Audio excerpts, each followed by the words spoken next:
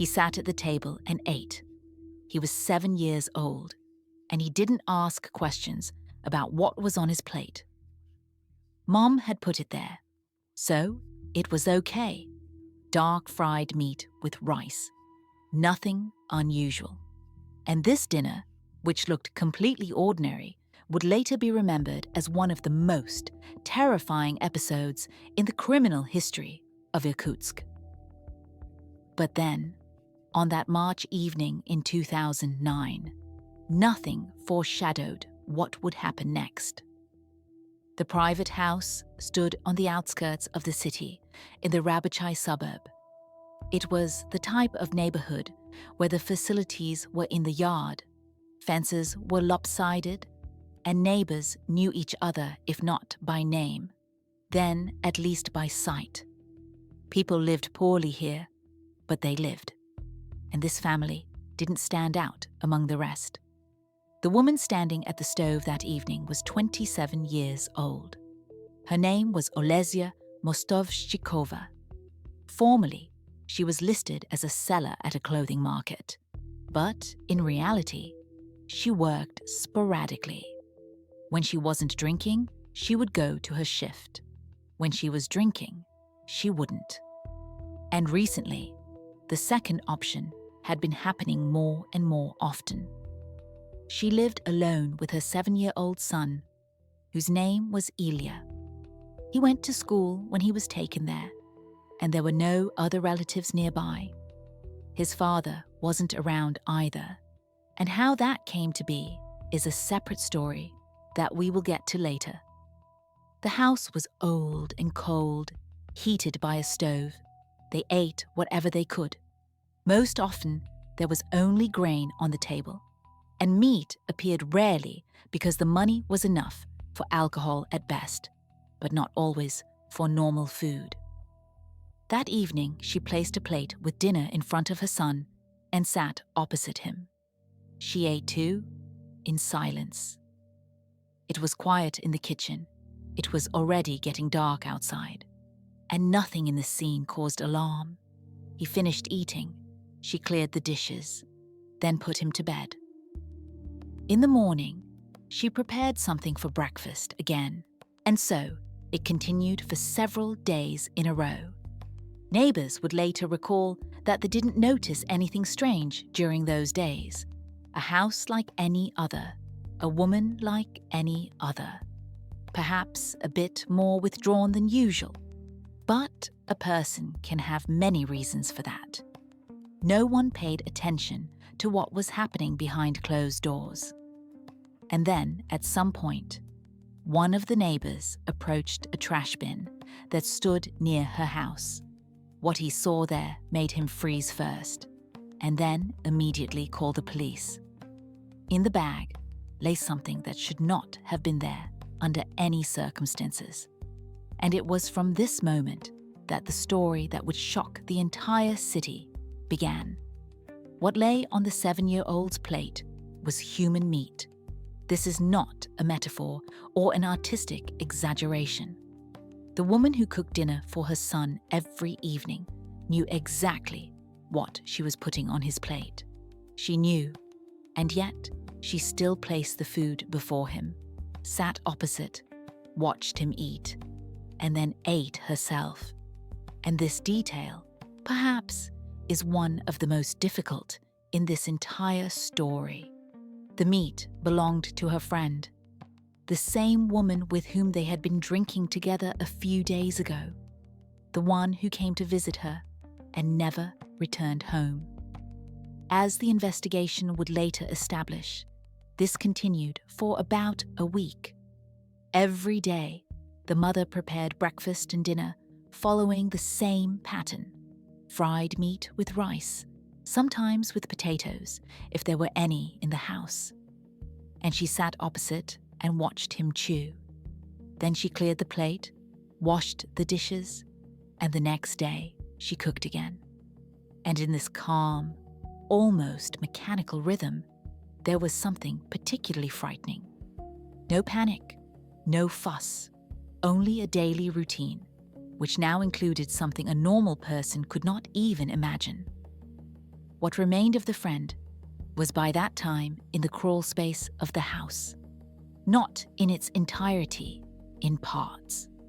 What had not yet been used was stored there, in the cold under the floor. She threw away the rest gradually. First, she buried something in the garden. Then, when there wasn't enough space, or when she thought it was easier that way, she began taking it out to the trash bin that stood around the corner of the house. That is where the neighbors would later discover them. All these details would become known later. When the police arrived at the call, when investigators began asking questions, when they inspected the house and found what was hidden under the floor, and when she herself began to give testimony, calmly, in detail, without visible emotion, as if she were talking about something completely mundane.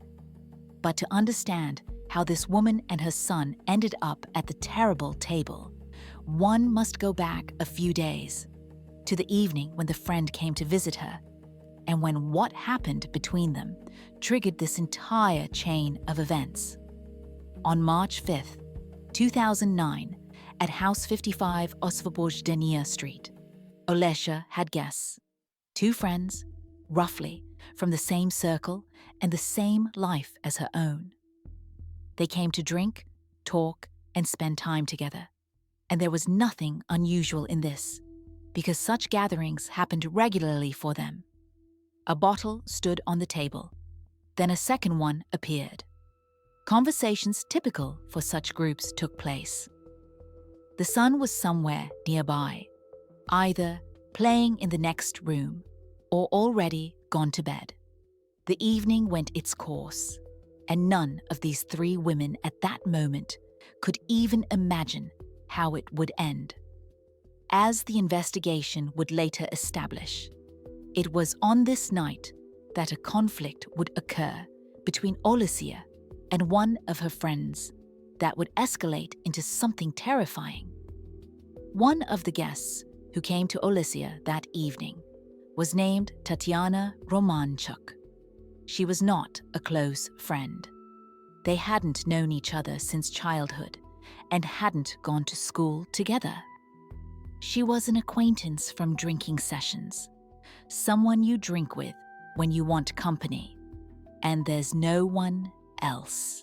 In the environment where Olesya lived, there were many such connections because people there came together not because of interests or shared hobbies, but simply out of habit and geography. Today, you drink together. Tomorrow, you won't remember what you talked about. And the day after tomorrow, you might even forget the name. Tatiana was from the same world as Olesya, the same district, the same standard of living, the same problems with money and work, the same evenings that were easier to spend with a bottle than without one. What exactly she did, where she worked, and whether she worked at all at that time, the investigation would later establish. But for our story, it is not so important. And here is what is significant. Tatiana did not truly know Olesya deeply. She didn't know her history, didn't know what she had been through, didn't know the things that are usually not told in such companies. As the investigation would later reconstruct, it was the words Tatiana spoke that evening that would trigger everything that happened next.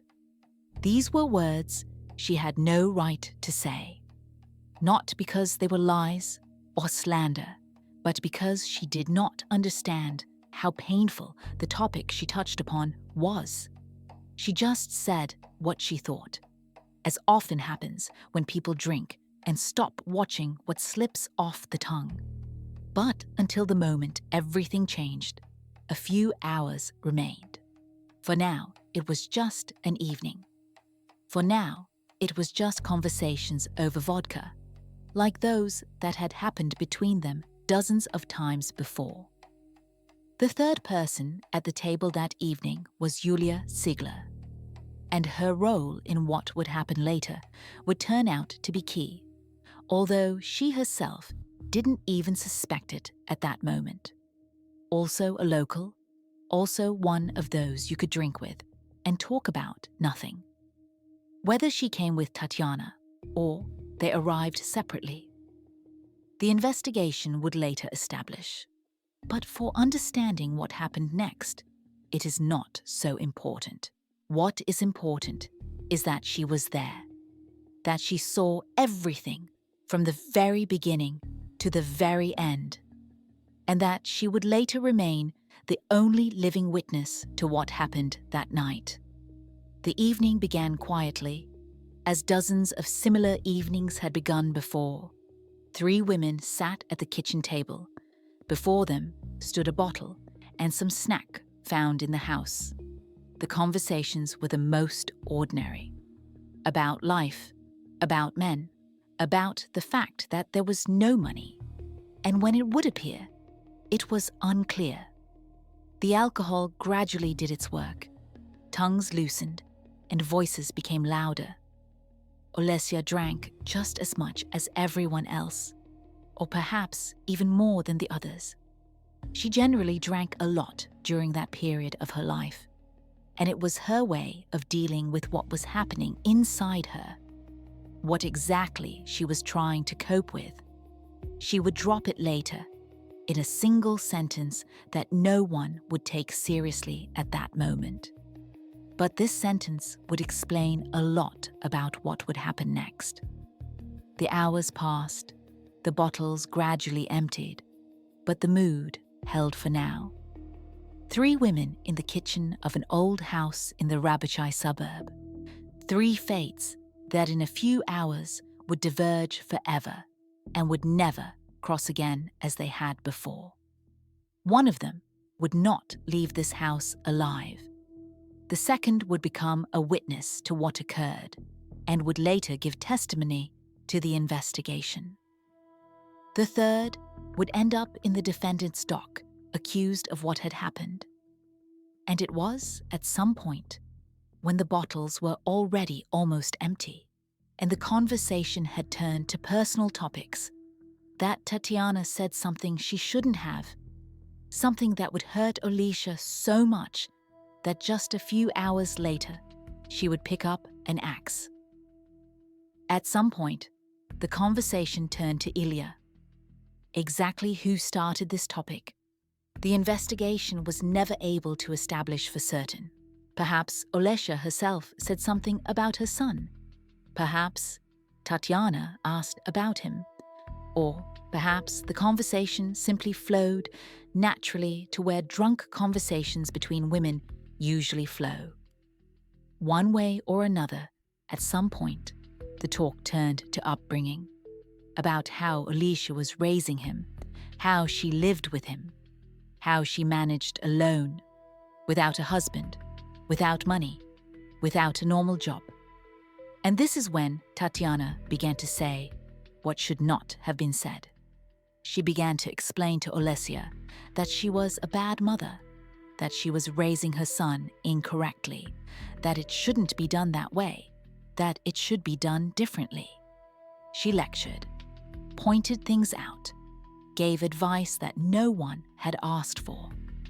She explained how one should live and what one should do, although she herself knew almost nothing about the woman sitting opposite her at the same table in the same house. For Tatiana, these were likely just words, just drunken musings that would be forgotten tomorrow. But for Olesya, these words turned out to be something else entirely. At first, she was silent. She listened, teeth clenched, and didn't answer. Then she began to object. Voices began to rise. One word led to another, and very quickly, it turned into a real quarrel. A drunken, angry one, with the kind of intonations that only occur when a person has been truly touched in the place where it hurts most. Why did these specific words cause such a reaction? Why did the reproaches of a drunken drinking companion whom Olesya hardly even knew, touch her so deeply that she lost control of herself. At the trial, when she is asked about her motives, Olesya will utter one phrase. She will say, "First go through what I went through, survive my situation, and then judge what kind of mother I am." This phrase will be recorded in the protocol, documented as part of the testimony, and they will move on. Investigators will look for facts. Judges will look for the article of the code. Lawyers will build a defense line. But no one will stop and ask, what exactly did she go through? What was that situation? Why did the words of a casual acquaintance about motherhood evoke such a response that everything ended tragically? What stood behind this phrase remained almost unread and misunderstood in the case files. The investigation recorded the event. The court passed the sentence, but the pain that pushed Olesya to what she did was never truly examined. And we will return to this later, because without understanding her past, it is impossible to fully understand what happened that night. Meanwhile, the quarrel continued. Voices became louder, accusations sharper, and at some point, words simply ran out. They ran out, and what could no longer be stopped began. Olesya got up from the table, left the kitchen, and returned a few seconds later.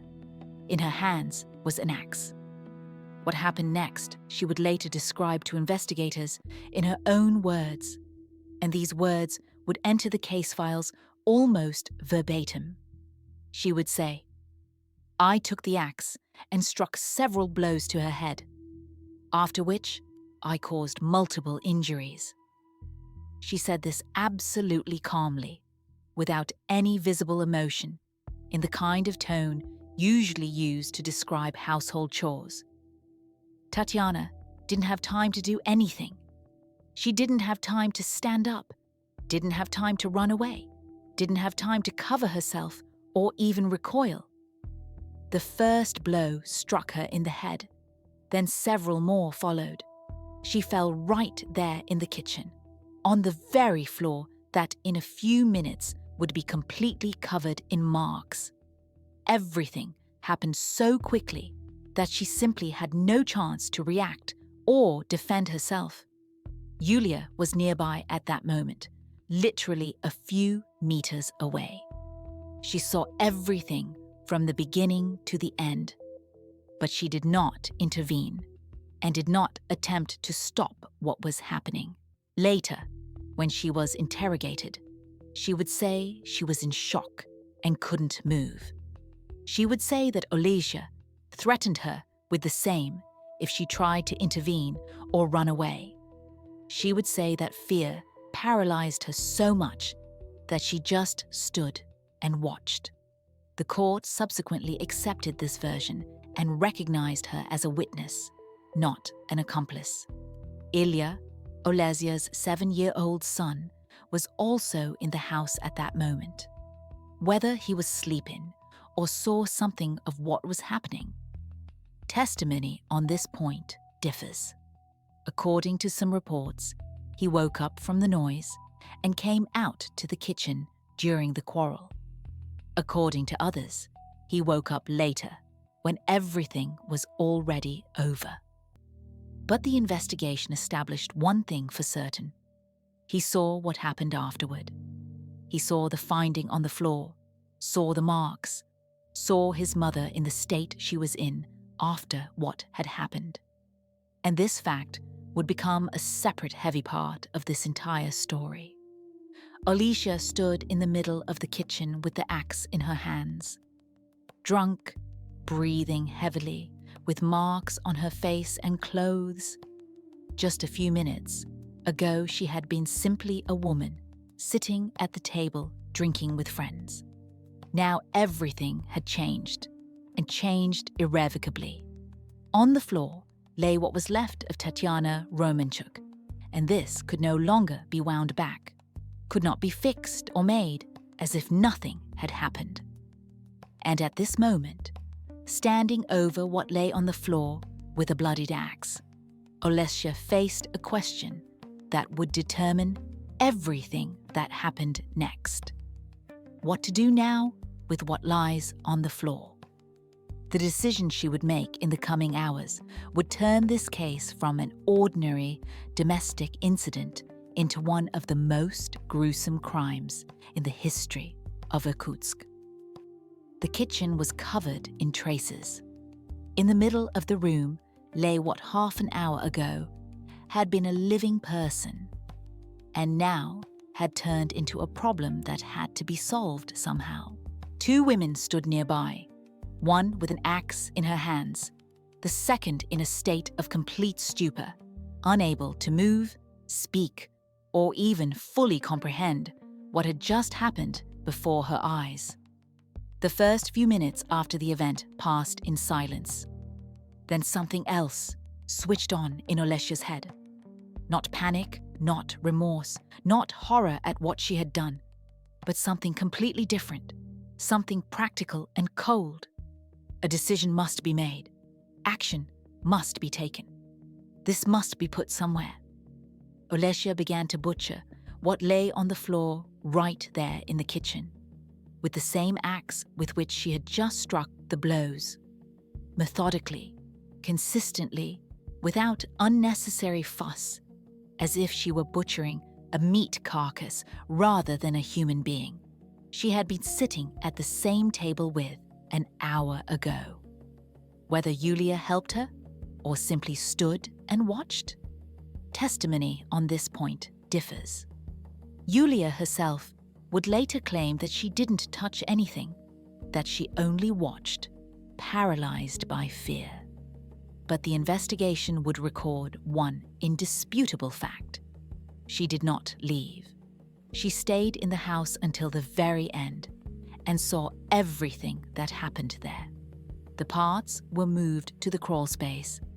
The house was old, and the cellar beneath it was cold, almost like a pantry. Previously, they had stored products there that needed cooling. Now, they placed what remained of Tatiana Romanchuk there. In the dark, under the floor of the very house where she had been drinking vodka and talking about life just a few hours ago. They tried to wash away the traces in the kitchen. Not completely, because it is impossible to get rid of such traces entirely without special means. But at first glance, the kitchen looked like an ordinary kitchen again. An ordinary house in an ordinary neighborhood when nothing had happened. At least, that's how it was supposed to seem to someone entering from the street who wouldn't know what to look for. What exactly Ilya saw that night? The wording in the case files would turn out to be blurred. The protocols would say he was present during the division. But what specifically that means, how close he was, how much he saw and understood, these questions would remain without a clear answer. He was 7 years old, and he was in the same house where his mother was hacking into pieces what remained of her acquaintance. This fact in itself would become a separate tragedy within this story. The night passed. The morning of March 6th arrived. What remained of Tatiana lay in the crawl space. Two women were in the house, exhausted, sobered up, realizing the scale of what had happened. The son was also here, and he needed something to eat for breakfast. And it was then, on this morning, that Yulia would utter a phrase that would change everything and turn this case from a single incident into something completely different. A phrase after which the story of Olesya Mostovshchikova would enter the criminal chronicles as one of the most monstrous in modern Russia. "I'm hungry. Let's cut off some meat." This phrase was uttered by Yulia, not Olesya, but specifically Yulia, the very woman who would later go through the case as a witness, the one who would eventually be released and not held accountable. According to Olesia's version, which she would present during interrogations, the idea belonged not to her, but to her friend. Yulia was hungry. There was almost no normal food in the house, only grain, and down below in the crawl space lay something that could technically be prepared and eaten. During interrogation, Olesia would describe it as follows. We went down to the cellar. Yulia said she wanted to eat meat. We decided to cut off a piece. We brought it up to the kitchen. We fried it and ate it. The investigators recorded her testimony, then double-checked it. Comparing it with what Yulia said, the investigation was certain that the true initiator was the hostess herself, not the guest. But they were never able to prove it. Word against word. And in the end, Olesia's version remained in the case files as the primary one. The meat was cut from the thigh, the breast, the cheek. They fried it in the same pan, on the same stove where Olesia usually prepared food for herself and her son. They served it with rice because there was rice in the house. They sat at the same table where they had sat as three a few hours before, and they ate as two. Not a ritual, not madness, not some demonstrative act, but simply breakfast.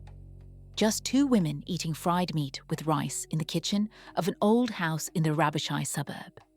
Ilya was also in the house at that moment. According to the investigation, he saw his mother cooking. He saw the pan, saw the meat, but he didn't understand and couldn't understand exactly what she was frying. For him, it was just food prepared by his mother. This was the first time, but far from the last. Then there would be more breakfasts and more dinners. Then it would become something like a routine, a terrible, impossible one, but a routine that lasted for a whole week. Yulia, according to her own testimony, also ate. Then they would go to bed, and in the morning, they would get up and do the same thing. How can one cross this line? How can one reach a point where you calmly prepare human meat and place a plate before your own son? How can you watch your 7-year-old eat this and continue living as if nothing is happening? There is no answer to these questions that could be understood or accepted. There are only facts recorded in the materials of the criminal case, and the facts say that this continued for 7 days in a row, until neighbors found something in the trash bin that shouldn't have been there. For 7 days in a row in the house on Osvobozdenia Street. What investigators would later describe in the dry language of protocols and journalists with headlines that make one feel uneasy continued. But for Olesia, this week was something else. For her, it was just life, just chores, just a daily routine. Ilya sat at the table and ate what was put before him. He didn't know and couldn't know what lay on his plate. His world was limited by what the adults said, and the adults said nothing. Olesia sat opposite and ate herself. She watched how her son chewed, how he swallowed, how he wiped his mouth. Then she cleared the dishes, washed the plates, and in the evening she cooked again. Breakfast, cleaning, dinner, sleep, and so, day after day. Yulia also appeared in the house. Whether she lived there all week or came from time to time, the investigation never established for certain. But she was nearby, she ate the same meat, she drank together with Olesia and talked with her as if nothing special had happened. 2 women in the kitchen, a bottle on the table, fried meat on the plates. From the outside, an ordinary picture for this neighborhood. In the crawl space, meanwhile, there was less of what was stored there. But bones remained. Those parts that couldn't be prepared remained, and what was starting to spoil, even in the cold of the cellar, remained. She carried part of it to the garden and buried it behind the toilet. Another part she simply took to the trash bin. She did this at night so that no one would see. She threw it away like ordinary trash, as if it were food waste and not human fragments. The days went their course. Alicia went to work when she could. Ilya went to school when he was taken there. And so it continued until one of the neighbors decided to throw away the trash and looked into that very bin. Human legs. Not a model, not a part of a mannequin, but real human fragments that someone had thrown away here like ordinary waste. The police were called immediately. An hour later, Osvobozdeniya Street was cordoned off. Operatives were working on the scene, and the neighborhood, which usually lived its quiet life, turned into a place for investigative activities. Officers began going around houses, questioning neighbors, finding out who saw what and where this could have come from in the container. In such neighborhoods where everyone knows each other, information is usually found quickly, and this case was no exception. House number 55 was one of the first to be checked. They entered, looked around, and it immediately became clear that there was no need to look further. On the kitchen floor were marks, brown stains that they tried to wash away, but not completely. They had eaten into the gaps between the boards, remained in the corners, and it was obvious to an experienced eye that something serious had happened here. In the garden, behind the toilet, they discovered a patch of freshly dug earth. They began to dig and almost immediately found a bag. In the bag lay what finally turned this check into an investigation. Alicia was at home at that moment. When they came to her, she at first denied everything. She said she knew nothing, that she didn't understand what she was being asked, that it had nothing to do with her. But the house was literally soaked with traces of what had happened here.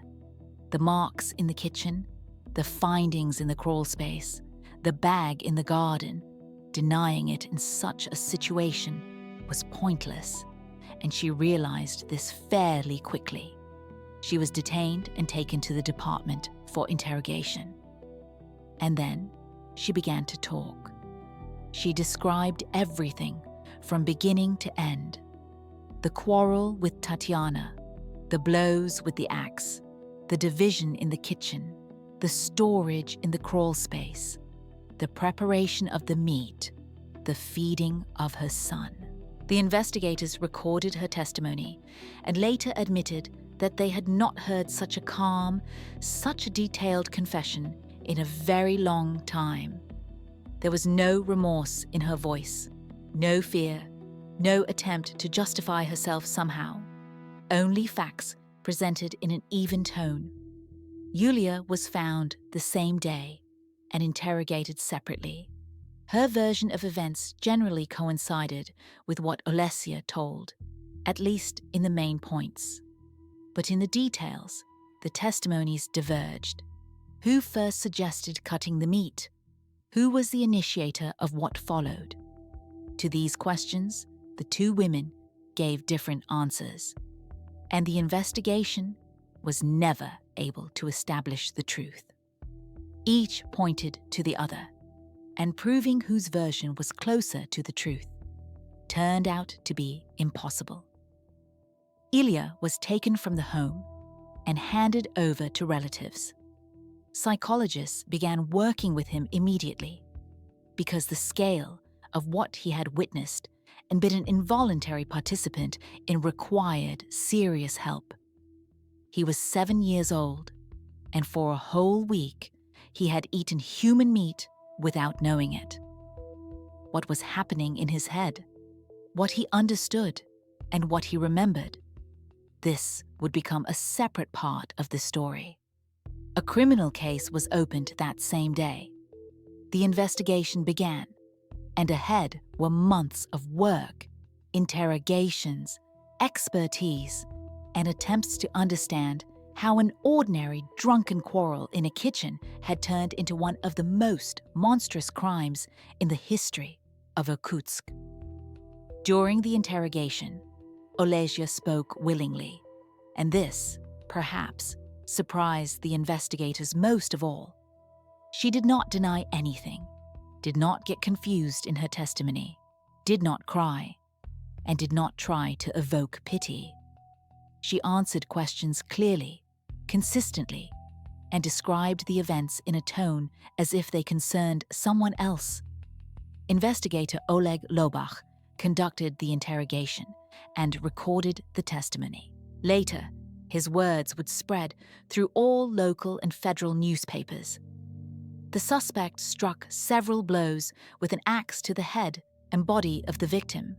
When she died, the suspect divided her and consumed some parts. Dry protocol formulations, behind which stood what an ordinary person could not even imagine. Olesya explained the reason for what she had done. She said they had quarreled, that Tatiana had started teaching her how to raise her son, criticized her, pointed things out, said she was a bad mother and that he shouldn't be treated that way. And these words, according to Olesya's version, became the point after which she lost control of herself. The investigator asked, why did these specific words cause such a reaction? What was so special about the reproaches of a drunken acquaintance that they led to such an outcome? Olesya repeated the same phrase she would utter at the trial. This phrase was recorded in the protocol. The investigator nodded and moved on. He was interested in something else entirely: the chronology of events, the evidence, the method of commission, the sequence of actions afterward. Not psychology, not the underlying motive, not what stood behind those words. Olesya said two more things that were also recorded in the protocol. First, that alcohol was to blame for everything. If she hadn't been drinking that evening, nothing would have happened. This seemed like an attempt at an explanation, although she herself hardly believed it was only about that. And second, she insisted that the idea to eat the meat did not belong to her. Yulia was the first to suggest going down to the crawl space and cutting off a piece. She, Olesya, only agreed, but the initiator was her friend. The investigation took this information into account, but checking who actually first voiced this thought was impossible. Two women, two different testimonies, and no witnesses who could confirm one of the versions. The interrogation continued for several hours. By the end, the investigators had the full testimony of the accused, recorded and signed. Olesya was placed in detention center number 1, and a comprehensive psychiatric evaluation was scheduled. Because after everything she told in that calm, steady voice, a natural question arose for everyone working on this case. Can a mentally healthy person do what she did and then talk about it as if they were talking about a trip to the store? Yulia was interrogated separately, and her version of events differed significantly from what Olesya told. According to Yulia, she was a hostage of circumstances, a person who was in the wrong place at the wrong time. Yes, she was in the house that night.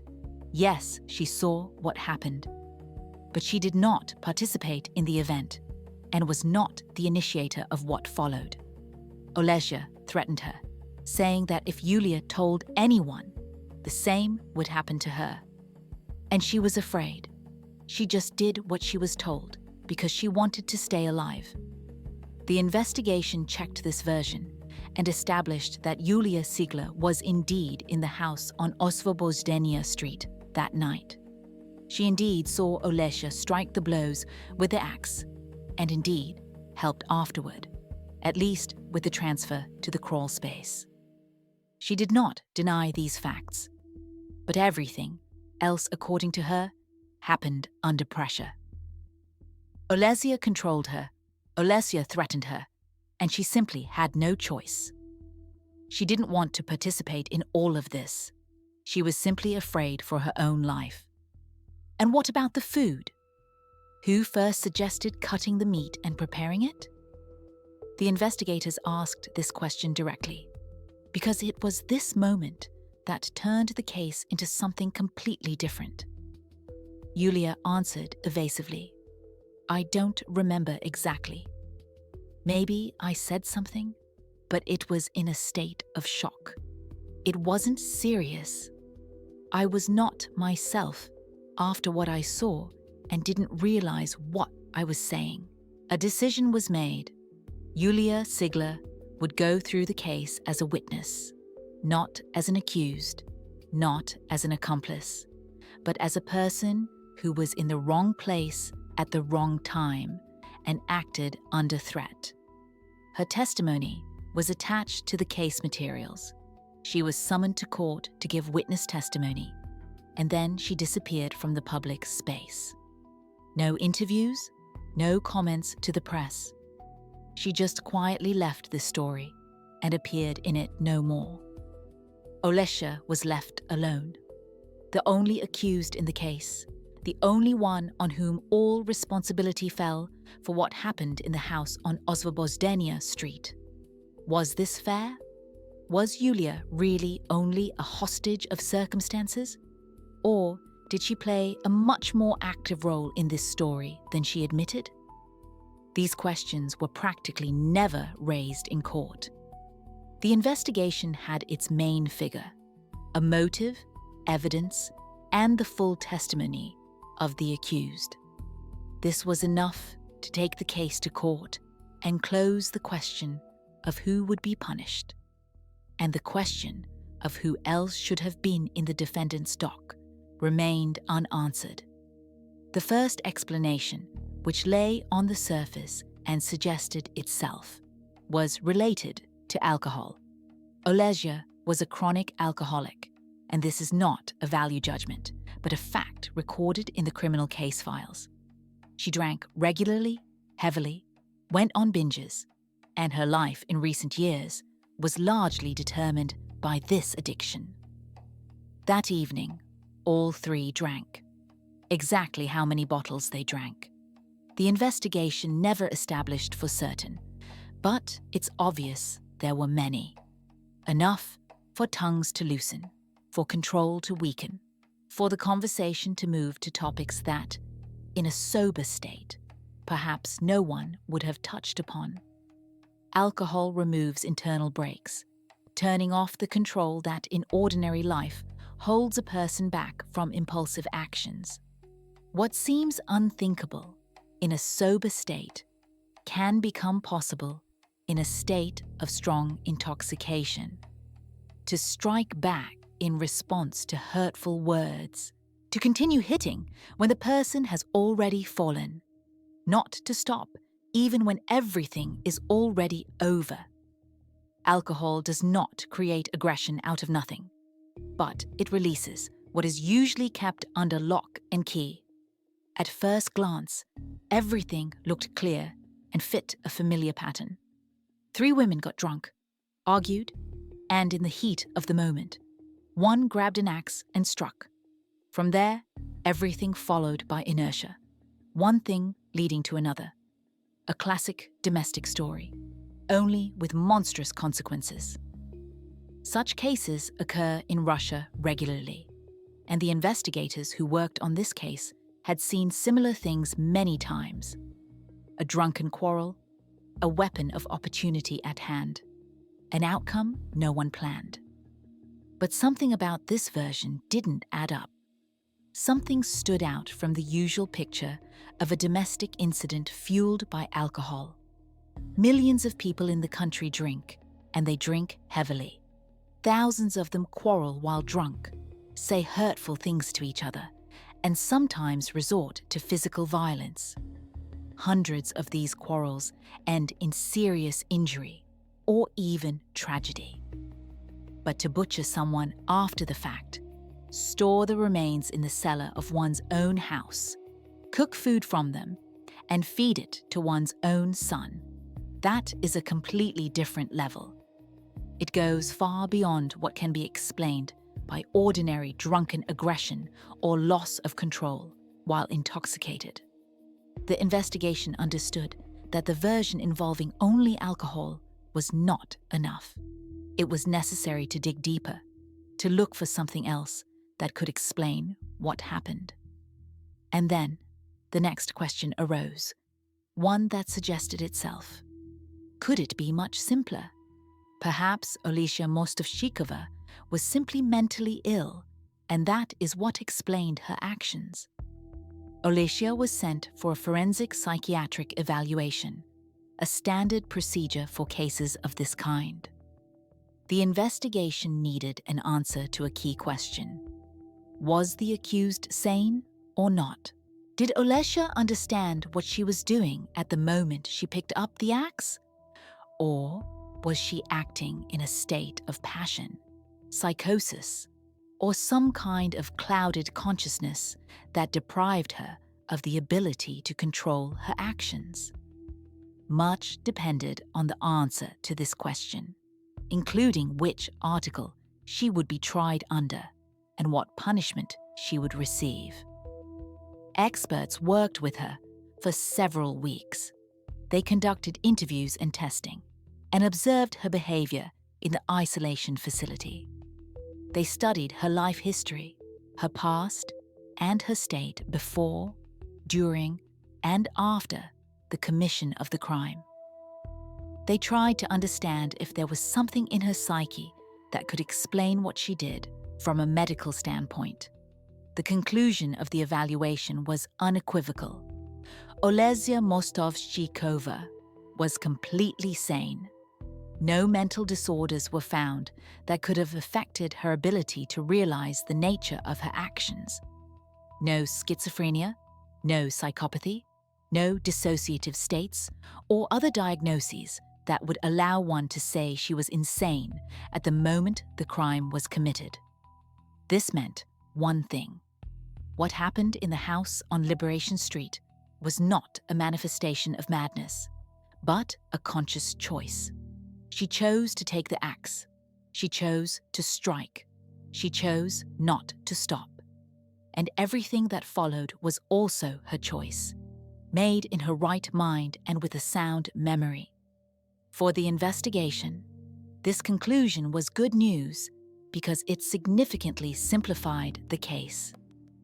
A sane defendant who fully realized her actions could be convicted to the fullest extent of the law, without any concessions for her mental state. There was no need to send her for compulsory treatment or to consider mitigating circumstances related to a mental disorder. Everything was simple and clear from a legal perspective. But for understanding what actually happened, this conclusion was a dead end. If Olesya was not mad, if alcohol itself could not explain everything she did, then what could? Why did a mentally healthy person, an ordinary woman from an ordinary neighborhood, the mother of a 7-year-old, cross a line that most people cannot even imagine?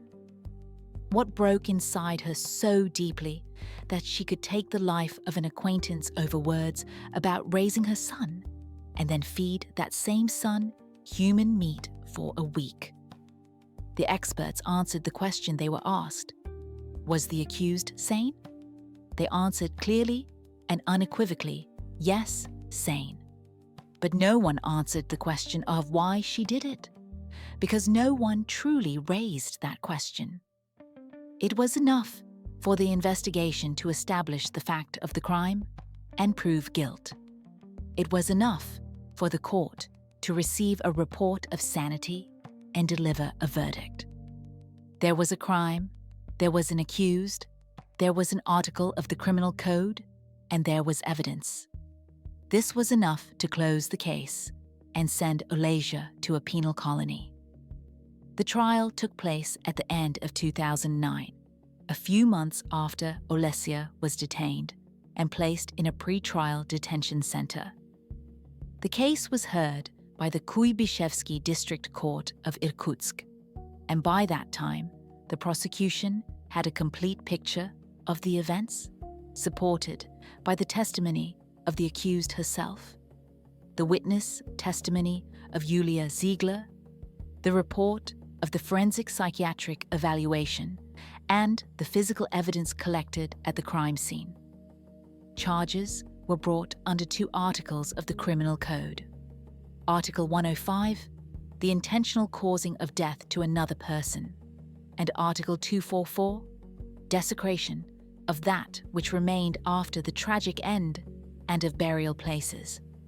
The second article was added specifically because of what Olesia did afterward: the butchering, storage, partial consumption, and the discarding of fragments into a trash container.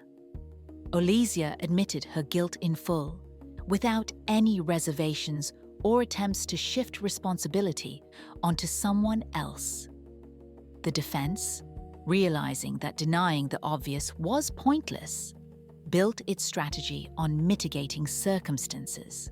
The lawyer pointed to the defendant's chronic alcoholism, her difficult life situation, and the fact that the conflict was provoked by the words of the victim herself.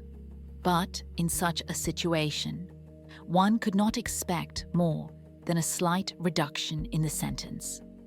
The crime was too obvious, the testimony too detailed, and what followed too monstrous. The court heard everyone who needed to be heard: Olesia's testimony, Yulia's testimony, and the expert conclusions.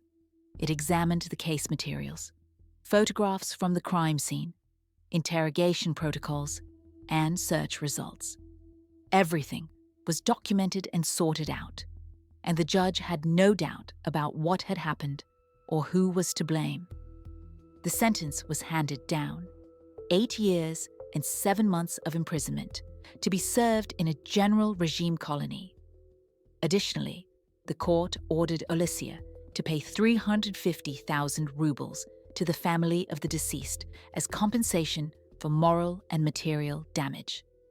Tatiana Romanchuk's father was present in the courtroom and, after the sentencing, told journalists that he considered the punishment too lenient for what had been done to his daughter.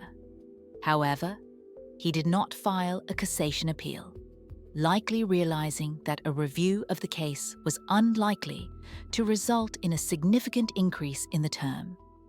Olesia was transported to the colony. The case was closed, and from a legal standpoint, justice was served. The court performed its function. It established guilt, assigned punishment, and determined the amount of compensation. Everything was done according to the law.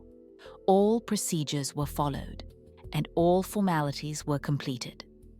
But the question that arose for everyone who read the materials of this case or heard about it on the news remained unanswered. Why? What actually stood behind that phrase Olesia uttered during her interrogation? What exactly had she gone through? What had happened in her life that caused the words of a drunken acquaintance about raising her son to trigger such a powerful reaction? The court did not ask these questions because the court did not need them. The court needed facts, articles, and terms. And what was happening inside the person, what turned an ordinary woman into what she became, remained outside the scope of the judicial proceedings. While the investigation was ongoing and the trial was being prepared, Ilya stayed with relatives. One of Olesia's relatives took him from the house the same day his mother was arrested and arranged temporary guardianship. Later, when it became clear that Alicia would not be free for a very long time, Ilya was transferred to a rehabilitation center where psychologists began working with him. And here, a question arises to which there is likely no right answer. How do you explain to a 7-year-old what happened in his home and that he involuntarily became part of this story? What did he know about why she was in prison? Did the teachers or psychologists tell him the truth? Did he find this information himself once he became old enough to look? Or does he still not know all the details of what happened in March 2009? What their relationship is like now? Whether they communicate? Whether he has forgiven her for what she did? If he even knows about it in full? There are no answers to these questions. Ilya never gave interviews, never appeared in the public sphere, and never commented on his mother's story. Either he was protected from journalists by those responsible for his upbringing, or he himself learned to protect himself from attention. In any case, he did everything to remain invisible so that his name would not surface alongside his mother's in search queries and newspaper headlines. He grew up. That is essentially all that is known of his fate. Where he is now, what he does, and how his life turned out after everything he had to endure in his early years. This information is private, and perhaps that is how it should be. Some stories are not meant to be told to the end. Some people need to be given the opportunity to simply live on, without constant reminders of what happened to them when they were 7 years old and did not understand what their mother was putting on their plate. In the colony, Olesia changed, and those who observed her over those years noted that the shift was noticeable. She took a job in the sewing workshop and quickly became one of the best workers. She didn't just meet quotas. She exceeded them, received commendations from the administration, and entries regarding exemplary behavior appeared in her personal file. Inmate Mostovshaikova did not cause problems, did not conflict with other convicts, and did not violate the regime. She simply worked day after day, year after year, as if trying to fill the space inside herself that remained after what she had done. Every day, she went to the prison church. She prayed, confessed, and spoke with a priest. She sought forgiveness, if not from people who were unlikely to ever be able to forgive her, then at least from God, who, according to her faith, forgives everyone who sincerely repents. Whether she found this forgiveness or felt relief from her prayers and confessions, no one knows but her. Alicia served nearly her full term and was released in 2018. Nearly 9 years in a general regime colony, nearly 9 years away from her son, who had grown up and turned into a teenager during that time. And when she finally found herself free, what was likely to be expected happened. She disappeared from the public space completely and definitively. After her release, there were no interviews, no television appearances, and no comments to journalists. And journalists were looking, because the story of Olesia Mostovshchikova periodically resurfaced in compilations of Russia's most gruesome crimes, and many were interested to know what became of the woman who fed her son human meat. But no one managed to find her. She did not want to be found, and she did everything to remain invisible. Very little is known about her life after the colony. She married again, which is perhaps one of the most surprising details in this entire story. A man was found who knew of her past and still decided to link his life with hers. Where they live, what they do, and how their daily life is organized, This information is not disclosed, and Olesia clearly makes an effort to keep it that way. She is hiding not from the law, as she served her sentence in full, but from attention. From the questions she would be asked for the rest of her life. From the cameras that would want to film her face for yet another documentary about crimes. As for Ilya, according to available data, she maintains contact with him. How close their relationship is, how often they communicate, and what they discuss when they meet. All of this remains behind closed doors. But contact between mother and son exists, and that is perhaps the only thing truly important to her after everything that happened. What does she think now about that evening in March 2009? Does she herself understand why she did what she did? Did she find the answer to the question that was asked neither by the investigation, nor the court, nor the journalists, nor even the psychiatric evaluation? She does not speak of it, and perhaps never will. It is her right to remain silent, and she uses it. And now the time has come to tell what exactly she went through before the evening when all this happened. The story of Olesia Mostovchikova does not actually begin in March 2009, when she picked up an axe and took the life of her acquaintance in the kitchen of her own home. It begins much earlier, many years before that evening, and to understand what happened, one must return to her past and look at the chain of events that eventually led to that terrible finale. Olesia's mother passed away when she was very young, so young that she practically does not remember her. No face, no voice, no shared moments that usually remain in memory. Just a void where the image of a mother should be. She never knew her biological father, who he was, where he was, or if he was even alive. That information remained closed to her throughout her life. She was raised by her stepfather, and he was the only person who became truly close to her. Her only pillar in a world that was not kind to her from the very beginning. He cared for her and raised her. To Olesia, he was not a stepfather, but simply a father, the only one she knew. And then, when she turned 16, he passed away.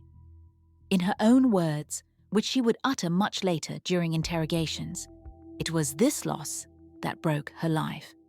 At 16, she was left completely alone, without a single close person by her side.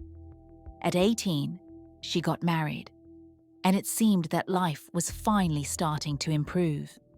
A person appeared who was there for her, and hope for a normal future emerged. Then her son, Ilya, was born, which was a source of true happiness for her, perhaps the first true happiness of her entire life.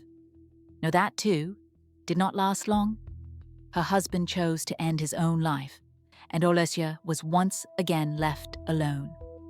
Only now, she was not just alone, but with an infant in her arms, without money, without support, and without any understanding of how to move forward. An acquaintance suggested she drown her grief in alcohol.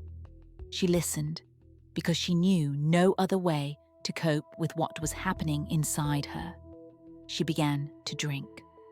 At first occasionally, then more and more often, until it turned into regular binges from which she emerged only to enter the next one a short time later. By the age of 27, by the time everything happened, her life looked like this.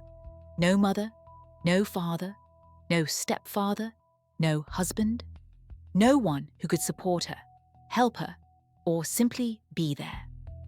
Poverty, an old cold house on the outskirts of the city, and a job at the market that she skipped more and more often due to her drinking. And there was only one single meaning that still kept her afloat: her son. Motherhood became Olesia's final anchor. the last identity she had left. It was the only thing she clung to in a world that methodically took away everything dear to her. She could be a bad worker, she could be an alcoholic, she could be a failure in every other regard. But she was a mother, and that was the one thing that allowed her to consider herself someone. And then, into this house, to this woman with this history behind her, comes Tatiana Romanchuk, a drunk, drinking companion who knows none of this and cares to know none of it. She sits at the table, drinks, and at some point begins to say, "You are a bad mother. You are raising your son wrong. Let me teach you how it's done." To Tatiana, these were just words. But to Olesha, it was not an insult. It was destruction. A woman who had lost everyone she loved heard that she had failed at the only thing she had left. The final meaning of her existence was declared worthless. The last support was kicked out from under her. And then the rage that had been accumulating inside her for years, rage at fate, at injustice, at a world that time and again took everything from her, spilled out. It spilled out onto the one who pushed that button, not understanding what she was doing. This is not an excuse for what Olesha did. Nothing can justify the deed, or what followed it, but it is an explanation. Those who commit such acts are not born that way. Life creates them. Loss after loss, blow after blow, until nothing remains inside but pain and fury. And then one careless word, spoken by the wrong person at the wrong moment, becomes the trigger for something that can no longer be stopped.